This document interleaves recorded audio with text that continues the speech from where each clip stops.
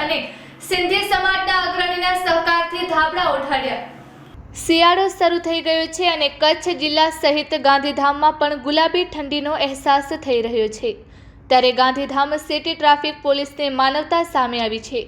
Police દ્વારા giant group of IFFCO સહેલી અને સિંધી સમાજના અગ્રણી દાદા કુમાર રામચંદાણીના સહકારથી ફૂટપાથ પર રહેતા લોકોને ધાબળા વિતરણ કરવામાં આવ્યું હતું। કાયદાનું કડકપણે અમલ કરાવતી ખાખીની પાછળ માનવતા પણ રહેલી છે અને તે વાતની પ્રતીતિ ગાંધીધામ સિટી ટ્રાફિક પોલીસે કરાવી છે।